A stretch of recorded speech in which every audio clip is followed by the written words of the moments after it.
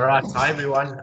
Welcome to this week's Career Development Initiative session. Today we're joined by Joshua, and we're going to be discussing the advisory route which KPMG offers. We hope you enjoy. Cool, guys. So my name's Joshua Helling. I'm a third year in the advisory program at KPMG. So yeah, Dino and Jarred have asked me to answer a couple of questions for you guys and just give you a little bit of a background on the advisory program. Thanks for your time, Joshua. Just to start off with, can you tell us a little bit more about the advisory route and how it differs from the audit route you take? Sure.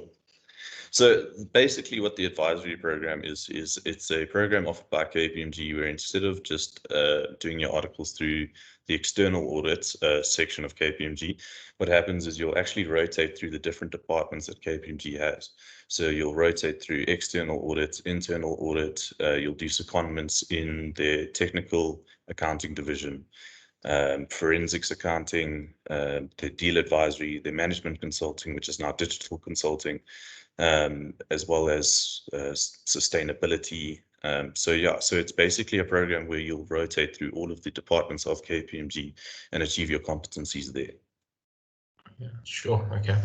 So you actually get to see quite a bit then, which is nice. That's really yeah, nice. no, it's very nice. I've had some very interesting experiences, especially in like some weird and wonderful engagements in forensics and sustainability and some stuff that you normally wouldn't really see.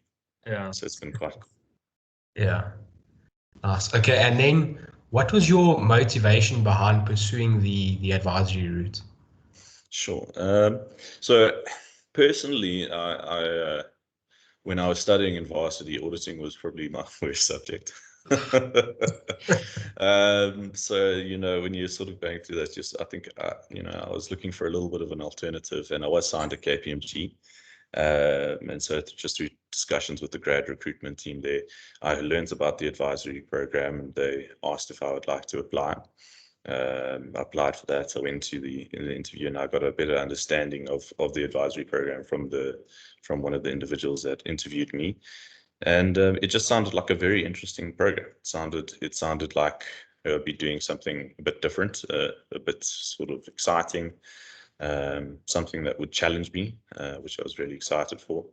And it was also, I think, a bit of a differentiator. It was something that I could say that I've done that's differentiated me from other CAs in the market. Yeah. Okay. So you did say initially that you do perform a rotation in external audit. Is that a once-off rotation, or is that maybe you have an external audit client every single year throughout your 3 years, or how does that work? So it's external audit. We're still an audit firm. KPMG is still an audit firm. So external audit is still going to be a big part of your articles. So I've found that normally it depends on sort of who you are and sort of what the needs of the clients are and what audit clients that you do get. But you are normally going to see about 4 to 5 months of audit a year, of external audit. And then what'll happen is you'll normally get 2 to 3 audit clients that are your audit clients, that you'll then go through, and those are your clients that you'll have to audit throughout your 3 years of articles. Sure. Okay. And then what is the type of work that one can expect to be involved in when pursuing this route, and what type of industries are you exposed to? I think you did touch on it quite a bit, but if you can just maybe go into a little bit more detail there. Sure, Jared. I think this might be a bit of a longer one, to be quite honest with you. Just off the top of my head. So, I'll go through the sort of my articles experience so far, just to guys give you a bit of a idea of what we do. And it's actually very different from some of the other advisory article clerks. So it's very dependent on you. So in my first year, when I first got to KPMG, I started sort of a general audit, which was a sort of a printer company. So I went into that. I finished that general audit. I then was seconded into KPMG's DPP division. So DPP stands for the Department of Professional Practice, and they're the technical accounting specialists at KPMG. So if an audit team comes across a transaction that they want some specialist advice on, or something that they're not sure that they can, or they're not sure how to account for that, they'll go to DPP and they'll go to the IFRSs and decide exactly how they should account for that. So I did a 3-month secondment there. You go to internal audit. So I've been to internal audits. I've done an internal audit of Hans Marinsky, which is a foresting company, Tiger Brands, which I'm sure we all know, big into the food industry. I then went and did a sustainability engagement for DoD Gold, which was sort of making sure that they were meeting their CSI objectives. I did a forensics audit. Can't really talk too much about that, but I've done a forensics audit. I then joined the KPMG derivatives valuations team to get more into some financial services experience. So I joined what they call the FEG team, which is the financial engineering group, which led me to go into a very different external audit than I've been on before. So I started auditing Standard Bank and their global markets division as part of the valuation specialists, which was very cool. Yeah, I think then this year I got brought on to a mine audit, which was very interesting because very different from sort of banking, which a lot of my other experience had been in, and then also an investment holding company. I was also brought on an internal audit as almost like a consultant, an accounting consultant, to help do a IS41 biological assets review and sort of test the controls around that to see if the company that was implementing IS41 correctly.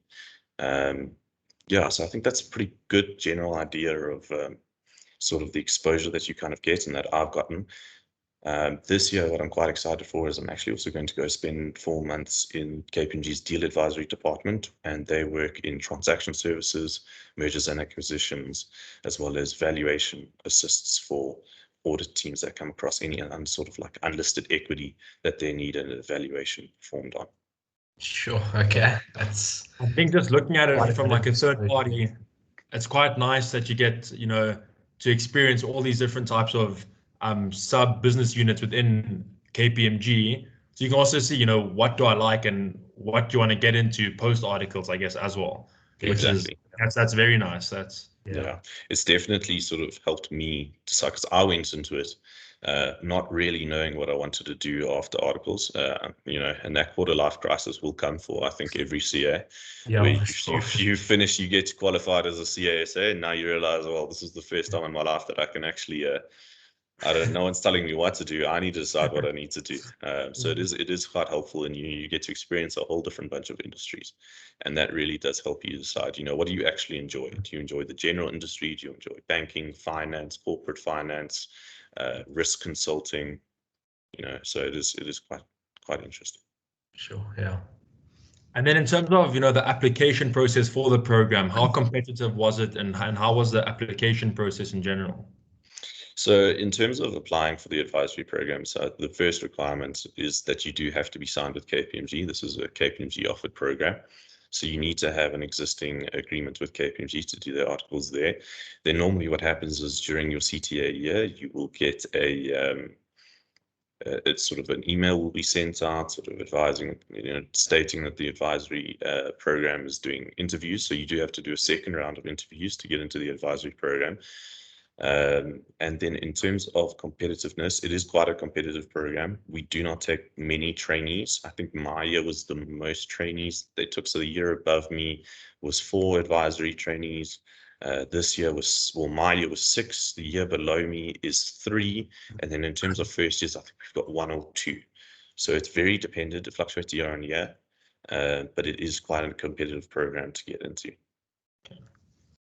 Sure. Okay. Well, I think in your year, you must have been the second year to join that program then, because it's quite a new program, isn't it?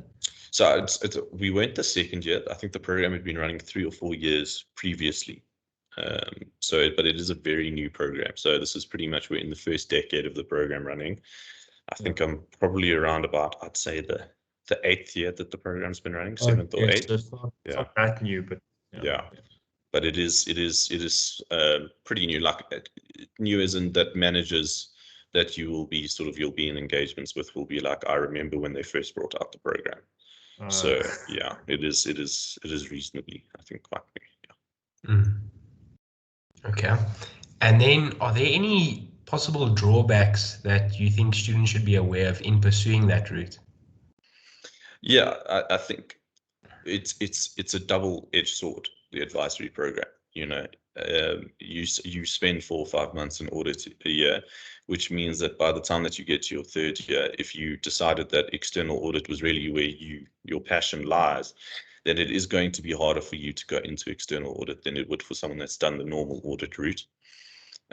Yeah, if you're planning on becoming an audit partner, an audit manager, that's going to be your professional career, then I definitely wouldn't recommend this program for you, because then you're actually sort of putting yourself at a disadvantage.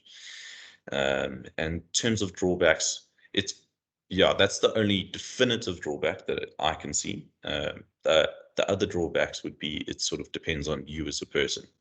So in terms of the program, you're going to be very uncomfortable for maybe your first 2 years of your articles, because you are being moved around a lot. Yeah. You know, sort of every engagement is a new industry. You're going to have to relearn a couple of things. You know, every department kind of does things in different ways, and it's different industries. You're going to have to pull on different knowledge bases. So you're uncomfortable, but it's who you are as a person. If you like being uncomfortable, being challenged, you know, having to sort of put in that extra little bit of work to make sure that you're at the same level as the guys around you, then you're going to thrive. But if you don't like that feeling of uncomfortability and you want to know exactly what you're going to be doing in 6 months, then it's definitely not the program for you. Okay. And I think just to round up with the last question, what do you think you learned in this advisory route that you wouldn't have learned taking that standard audit route, you know? For me, it's made me, and I can see this also in some of the other advisory clerks, is we're a lot more adaptable. You know, you can put us in any situation and we can go, okay, cool. Well, we've done this before. We've been in a situation which we needed to adapt to. We've needed to be able to sort of gain an understanding of an industry or a task a lot quicker than, you know, perhaps normally you would have to, because we've been brought in. And a lot is expected of you as an advisory trainee. I think that personally, I've come out of this as a lot more well-rounded as a trainee than I would have during just an audit route. I've got a lot of sort of knowledge that I think maybe an FS trainee wouldn't have about sort of the general environment, maybe corporate finance, maybe internal audits and how controls operate, and vice versa. So you come out, I think, with a lot of knowledge in a lot of different areas, which makes you a very good CA for any sort of future industry that you may want to work in, because you can always pull on those knowledge pools going forward. Yeah. Yeah. Yeah, I think that's all with the questions. Yeah, thank you very much for your time, Joshua. I really appreciate it. No problem. Yeah, thanks so much.